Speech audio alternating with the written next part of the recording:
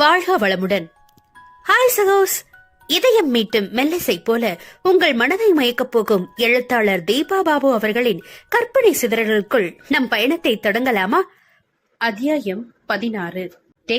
சும்மா வேலை வேலைன்னு அலையாம எங்களை எங்கேயாவது வெளியே அழைச்சிருப்படா, ரொம்பவும் போரா இருக்கு இல்லடா குட்டி என்று திலக்கையும் தனக்கு துணை சேர்த்துக் கொண்டார் செண்பகம்.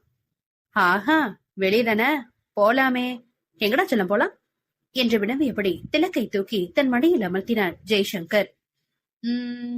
என்றவன் இழுக்க, குயின்ஸ்லாண்ட் போலாண்டா, செம்ம ஜாலியா இருக்கும் என்று வேகமாக செண்பகம் பரிந்துரை செய்ய அவரை உரைத்து பார்த்தான் ஜெய். பாட்டிமா, பயத்துக்கு ஏத்த மாதிரி பேசுங்க, கிழவிக்கு ஆசைய பாரு, தீம் பார்க் போகணுமா இல்ல என்றவன் நொடிக்க திலக் கலகலவென்று நகைத்தான். பாட்டி, சித்தப்பாவங்களை கிழவின்னு சொல்றாங்க. ஏடா, உன் பாட்டிக்கு வயசாயிடுச்சுன்னு காது கேட்காதுன்னு நீ ஒரு தடவை போட்டு கொடுக்குறியா? பின்ன கிளவிய கிளவின்னு சொல்லாம இளங்கொமரினா சொல்லுவாங்க என்று மேலே நக்கல் அடித்து சிரித்தான் ஜெய். உள்ளே புசு புசுவென்று மூச்சு விட்டுக் கொண்டிருந்தவர் சட்டென்று அவனை இறுக பற்றி கொண்டு, டே தங்கம், நீ போய் சீக்கிரம் அந்த அடுப்படையில இருக்க தோசை கரண்டி எடுத்துடா, வாங்கி ரொம்ப நாள் ஆயிடுச்சுல, உன் சித்தப்பனுக்கு ரொம்ப தான் நெண்டுது என்று குழந்தையை விரட்டினார். அவன் வாயெல்லாம் பல்லாக உள்ளே ஓட, ஓ மம்மி, கொஞ்சம் அமைதியா எந்த ரியாக்ஷன் இல்லாம இருக்கிறியன்னு ஏமாந்து போயிட்டனே, நோ நோ என்று வேகமாக அவருக்கு கிச்சு கிச்சு மூட்டிவிட்டு நழுவி கொண்டு ஓடினான் நாயகன். மறுநாள் செண்பகம் சொன்னது போலவே குயின்ஸ்லாந்து சென்று நன்றாக என்ஜாய் செய்து வந்தனர். என்ன ஒன்று, திலக் தான் எதை கண்டாலும் பயந்து கொண்டு ஏற மறுத்து அடப்பிடித்தான். அவனை சமாதானப்படுத்தி ஒன்றிரண்டு சின்ன சின்ன ரைடில் மட்டும் விட்டவர்கள் பின்பு முழுக்க வாட்டர் கேம்ஸில் விட்டு விட்டார்கள். அங்கே முழுவதுமாக மகிழ்ச்சியுடன் நன்றாக குதியாட்டம் போட்டு விளையாடினான் சிறுவன். அம்மா, இன்னும் உள்ள என்ன செஞ்சுட்டு இருக்க? நேரமாவது பாரு, கிளம்பலாமா என்று சத்தமிட்டபடி பேக்பேக்கை முதுகில் மாட்டிய ஜெய்யை அங்கே வந்த செண்பகம் முறைத்து பார்த்தார். எதுக்குடா ஓவரா சத்தம் போடுற? ஊரு கிளம்புறதுன்னா என்ன சாதாரண விஷயமா? 2 நாளைக்கு சாப்பிட்ட பாத்திரங்கள் அப்படியே போட்டுட்டு போக முடியுமா? அதெல்லாம் சுத்தம் செய்வேனா? இதெல்லாம் நல்லா பேசு. டிக்கெட் புக் பண்ணிருக்கேன்னு தெரியும்ல, அதுக்கேத்த மாதிரி முன்னாடியே வேலையை முடிக்க வேண்டியதானே? சரி, நான் முடிச்சிட்டேன், நீ பேசுறத நிறுத்திட்டு சீக்கிரமா வீட்டை போட்டு கிளம்பலாம். ஆனாலும் நீ பயங்கர கேடிமா, இவ்ளோ நேரமா நீ லேட் ஆக்கிட்டு இப்ப என்ன ஓட்டுறியா என்றவாறு கதவை பூட்டினான் ஜெய். என்ன இந்த விரட்டு விரட்டுற? நாளைக்கு கல்யாணம் முடிஞ்சதுக்கு அப்புறம் உன் பொண்டாட்டி எப்படி கிளம்ப போறா, அத நீ எப்படி சமாளிக்கிறேன்னு எல்லாத்தையும் நான் பார்க்கத்தானே போறேன் என்றவரது பேச்சு காதில் விழுந்ததும் அவன் நினைவுகள் தன்னவளிடம் பறந்து சென்றது. மணி எப்படி கிளம்புவா? நேரமா கிளம்புவாளா? சந்தேகம்தான் என்று தனக்குள் தலையசைத்துக் கொண்டான் அவன். ஃபாரியோ சேனல் கேமராமேன் கோபியினுடைய அக்கா திருமணத்தில் கலந்து கொள்வதற்காகத்தான் நென்னியூர் செல்கிறது ஜெயின் குடும்பம். திலக்கின் சகோதரன் வழக்கு விஷயத்தில் பிரச்சனையின் மூலத்தை கண்டறிய அவன்தான் இவனுக்கு பேருதவியாக இருந்தான். சில தினங்கள் கடந்த பிறகு வழக்கமாக அன்றும் தாமதமாக எழுந்து பரபரவென்று அலுவலகத்திற்கு கிளம்பி செண்பகத்தையும் மறவாமல் டென்ஷனாக்கி பறந்தடித்துக் கொண்டு வெளியே வந்தவன் வண்டியை ஸ்டார்ட் செய்து கிளம்ப முயல அது நகர மறுத்து சண்டித்தனம் செய்தது. ஓ காட் என்று அழைத்தபடி கீழிறங்கி வண்டியை சரிபார்க்க முன் டயர் பஞ்சர் ஆகி இருந்தது. ஷட் என எரிச்சலுடன் ஓங்கி தரையை உதைத்தவன் செண்பகத்தின் முஷ்ண பார்வையை கண்டு லேசாய் அசடு வழிந்தான். சரி, நான் கேப் புக் பண்றேன், தெருமுனையில இருக்க மெக்கானிக் கிட்ட சொல்லிவிட்டு போறேன், வண்டியை ரெடி பண்ணி மறக்காம வீட்டுக்கு வந்து கொண்டு சொல்லிட்டு சொல்லும் பிளீஸ் என்று கொஞ்சலாய் அவர் கன்னத்தை கிள்ளிவிட்டு வேக நடையில் ஓடினான் பையன். என்று மூச்சை இழுத்து விட்டவர், திலக்கண்ணா சாப்பிட்டியா, ஸ்கூலுக்கு கிளம்பலாம் என்று அடுத்து அவனை கிளப்ப உள்ளே சென்றார்.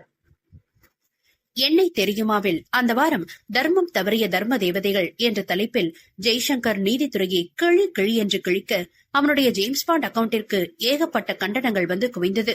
அதை எதையும் கண்டுகொள்ளாமல் தன் வழியில் நிகழ்ச்சியை தொடர்ந்தான் அவன். அந்த சேனலின் உரிமையாளர் குறிப்பிட்ட கட்சியின் முக்கிய புள்ளியுடைய பினாமி என்பதால் தங்களின் செல்வாக்கால் பொதுவாக அவனுக்கு எந்த சிக்கலும் வராமல் பார்த்து கொண்டனர்.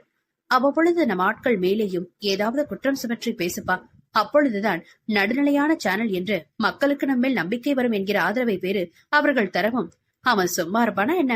பாரபட்சமின்றி அனைத்து விவகாரங்களையும் கையில் எடுத்து கழுவி கழுவி ஊற்றினான். அவர்களை குறித்தே சாடினாலும் கூட தங்களின் டிஆர்பி ரேட்டிங்கிற்காக அவர்கள் எதையும் கண்டுகொள்வதில்லை. அதை தனக்கு சாதகமாக பயன்படுத்திக் கொண்டு தன்னால் முடிந்தவரை மக்களுக்கு விழிப்புணர்வை ஏற்படுத்த முயன்றான் ஜெய்சங்கர்.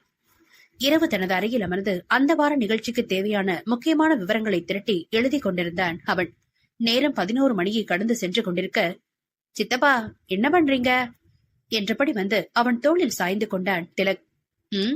சித்தப்பாவோட ப்ரோக்ராமுக்கு ஸ்கிரிப்ட் எழுதிட்டு இருக்கேன்டா. என்னடா கண்ணா, தூங்கலையா நீ? இல்ல, தூக்கம் வரல, நான் உங்க கூடவே படுத்துக்கிட்டா? ஓ, அதுக்கு என்ன, எப்பே கட்டல படு, இன்னும் கொஞ்சம் தான் எழுதணும், இதை முடிச்சுட்டு நான் வந்துடுறேன். சரி என்றவன் மெத்தையின் மீதேறி படுத்து ஜெய்யையே வைத்த வழி வாங்காமல் பார்த்து கொண்டிருந்தான். அந்த வார இறுதியில், சொன்னா கேளுடா தங்கம், பாட்டி உனக்கு மறுபடியும் நாளைக்கு கூட பூரி செஞ்சு தரேன், சுவ ரொம்ப பிடிச்சிருக்குன்றதுக்காக அதிகமா வயிற்றுல திணிக்க கூடாதுடா கண்ணா என்று திலக்கிடம் கெஞ்சி கொண்டிருந்தார் செண்பகம். அப்பொழுதுதான் குளித்து முடித்து வெளியே வந்த ஜெய், என்னமா பிரச்சனை என்று விரும்பினான். இல்லடா, இன்னைக்கு ஞாயிற்றுக்கிழமை தானேன்னு பூரியும் சிக்கன் குழம்பும் வச்சேன். சரி, நீ வர்றதுக்குள்ள குழந்தை சாப்பிட்டுன்னு அவனுக்கு சுட்டு வச்சா பிடிச்சிருக்குன்றதுக்காக 3 சாப்பிட்டுட்டு இன்னும் 2 வேணுங்கிறாடா என்றார் கவலையுடன். சரி பாட்டி, பரவாயில்ல, எனக்கு வேண்டாம் விடுங்க என்று விழிகளை தாழ்த்தி கொண்டு முகம்வாட கூறினான் திலக். அதை கண்ட ஜெயின் மனம் துணுக்குற்றது. குழந்தையின் மனதில் பெற்றோரிடம் இல்லையே என்ற எண்ணமோ ஏக்கமோ தோன்றிவிடக் கூடாது. நாம் நல்லதற்கே சொன்னாலும் அதை புரிந்து கொள்ளும் பக்குவம் இன்னும் அவனுக்கு வரவில்லை என்று அவனுக்காக செண்பகத்திடம் பரிந்து பேசினான். அதெல்லாம் பரவாயில்லமா, அவன் கேக்குறத கூட. டேய், என்னடா நீயும் புரியாம பேசுற? நான்வெஜ் வேற சாப்பிட்டிருக்கான், சின்ன புள்ள, ஜீரணம் ஆகலன்னா என்னடா பண்றது என்றார் அவர் சற்றே கடுப்புடன். எல்லாம் எனக்கு தெரியும், அத அப்ப பாத்துக்கலாம், நீ அவன் கேக்குறத கூட, அவ்வளவுதான். வயிறு மந்தமா இருந்தா அவன் மதியம் சாப்பிடாம இருந்துட்டு போட்டுமே. என்னடா சாம்ப், ஓகேவா? ஓகே சித்தப்பா என்றான் அவன் குஷியாக. வர வர உன் சித்தப்பனோட சேர்ந்து நீயும் என் சொல் பேச்சு கேட்க மாட்டேங்கிற. நீ அப்படித்தான், உன்ன மாதிரி இருக்கும்போது நிறைய வயிறு முட்டை தின்னுபிட்டு ஜீரணிக்க முடியாம அவஸ்தப்படுவான். எப்படியோ போங்க, சுட்டு போடுறது என் வேலை என்று புலம்பியபடி பூரியை தேக்க ஆரம்பித்தார். மதியம் சாதம் வேண்டாம் என்று மறுத்த திலக் நேரம் ஆக ஆக படுக்கையில் சோர்ந்து சுருண்டு படுத்துக் கொண்டான். அவன் தலையை வருடி, என்னடா கண்ணா என்று செண்பகம் ஆறுதலாக வினவியதுதான் தாமதம். அழ ஆரம்பித்து விட்டான் குழந்தை. என்னப்பா, என்ன செய்து, வயிறு எதுவும் ஒலிக்குதா என்றார் பதற்றமாக. பாட்டி, எனக்கு வாமிட்டு வர மாதிரி இருக்கு என்று அழுதவனை சமாதானப்படுத்தி வாஷ்ரூம் அழைத்துச் செல்ல காலை உண்ட உணவு முழுவதையும் ஓங்கரித்து வாந்தியாக வெளியேற்றிய ஆரம்பித்தான் திலக். அவனுடைய சத்தம் கேட்டு வேகமாக அங்கே வந்த ஜெய்யை செண்பகம் எரித்து விடுவதைப் போல் பார்க்க தலையை சொரிந்தபடி நின்றான் அவன். 1 வாரம் கழித்து அன்று அலுவலகத்தில் கிடைத்த ஓய்வு நேரத்தில் தன்னுடைய முக்கியமான நிகழ்ச்சி ஒன்றுக்கு தயாராகி கொண்டிருந்த ஜெய்சங்கர் அவன் ஏற்கனவே தயாரித்து வைத்திருந்த ஸ்கிரிப்டை திரும்பவும் ஒருமுறை பார்வையிடலாம் என பையிலிருந்து ஃபைலை வெளியே எடுக்க அவற்றுள் பாதி பேப்பர்ஸை காணவில்லை. ஒரு கணம் குழம்பியவன், எதுதானே வைத்தேன் என்று பையினுள் எதுவும் விழுந்திருக்கிறதா என தீவிரமாக தேட அவை அதில் இல்லை. சரி, இல்லாததை தேடி இன்னமும் நேரத்தை வீணடிக்க வேண்டாம் என்று வேக வேகமாக யோசித்து முக்கியமான குறிப்புகளை மட்டும் எடுத்தவன் எவ்வித தடுமாற்றமும் இன்றி நிகழ்ச்சியை நல்லபடியாக நடத்தி முடித்தான். அதிகாலை 5:30 மணி அளவில் ஜெய்சங்கர் நன்றாக அசந்து தூங்கிக் கொண்டிருக்க, டேய் ஜெய் என்ற செண்பகத்தின் குரல்தான் சுப்பிரபாதமாய் உறக்க ஒலித்து அவனை எழுப்பியது. என்றபடி அவன் புரண்டு படுத்துவிட அவர் உள்ளே வந்து அவனை முழுக்கி எழுப்பினார். ஆலங்காத்தால என்னவா என்றான் நாயகன் உறக்கம் கரையாமல் சலிப்புடன். என்னவா, வண்டிய ஒழுங்கா மெயின்டைன் பண்ண முடியாதா உனக்கு என்றார் அவர் எரிச்சலுடன். ஏன் வண்டி என்ன, நீயே வெளியில் வந்து பாரு என்று அவனை கட்டாயப்படுத்தி அழைத்து சென்றார். அங்கே சென்று வண்டியை பார்த்தவனுக்கு மிகவும் அதிர்ச்சியாக இருந்தது. பெட்ரோல் டியூப் கட்டாகி டேங்கில் இருந்த பெட்ரோல் முழுவதும் காம்பவுண்டில் வழிந்து வாய்க்காலாக ஓடி வாசலில் தேங்கி நின்றது. என்னடா அது, நான் எப்பற வாசல பெருக்கிறது, தண்ணியை ஊத்தி கழுவினாலும் வழுக்கதானே செய்யும் என்று கோபமாக புலம்பினார் செண்பகம். கடவுளே, நைட்டு வந்து நிறுத்தும் போது கூட நல்லாதாமா இருந்துச்சு, அப்புறம் எப்படி கட்டாயிருக்கும் என குழப்பத்துடன் தலையில் கை வைத்துக் கொண்டவன். சரி, நீ எதுவும் செய்யாதமா, வழுக்கி எதுவும் கீழே விழுந்துட போற, நான் கிளீன் பண்ணி தரேன், நீ உள்ள போ, திலக் பேர எழுந்து வெளியே வந்த போறான் என்று அவரை உள்ளே அனுப்பி வைத்துவிட்டு வாசலை சுத்தம் செய்ய ஆரம்பித்தான். அலுவலகத்திற்கு தயாராகி அறையை விட்டு வெளியே வந்த ஜெய், மா டிஃபன் ரெடியா என உள்நோக்கி குரல் கொடுத்தான். ரெடிடா, இட்லி தான் ஊத்திட்டு இருக்கேன், வந்து எடுத்துக்கோயேன், நான் திலக்குக்கு லஞ்ச் பாக்ஸ்க்காக சாதம் கிளறிட்டு இருக்கேன். சரி என்று தோளில் இருந்த பேக்கை கழற்றி சோஃபாவில் போட்டவன் அப்பொழுதுதான் திலக்கை நன்றாக பார்த்தான். டிவியில் ஏதோ கார்ட்டூன் ஓடிக்கொண்டிருக்க அவன் விழிகள் அதை உணர்வில்லாமல் வெறித்துக் கொண்டிருந்தது. ஹாய் சகோஸ், எங்க இருந்துதான் இந்த கதையோட முக்கிய உயிர்நாடி சஸ்பென்ஸ் ஆரம்பிக்குது. இதே போல்தான் கலகலப்பான சம்பவங்களுக்கிடையே ஆங்காங்கே பானக திரும்பாக படிப்பவர்களை குழப்பமடைய செய்யும்.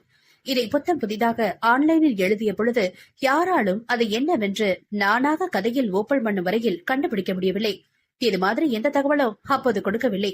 உங்களின் வாசிப்பு அனுபவத்தில் நிச்சயமாக இது ஒரு வித்தியாசமான களமாக இருக்கும் என நம்புகிறேன். அதோடு வரப்போகும் ஜெய் மணியின் ரொமான்டிக் சீன்ஸ் என்ஜாய் பண்ணவும் தயாராகுங்க. நட்புகள் எல்லாரும் நம்ம சேனலை மறக்காம சப்ஸ்கிரைப் பண்ணுங்க.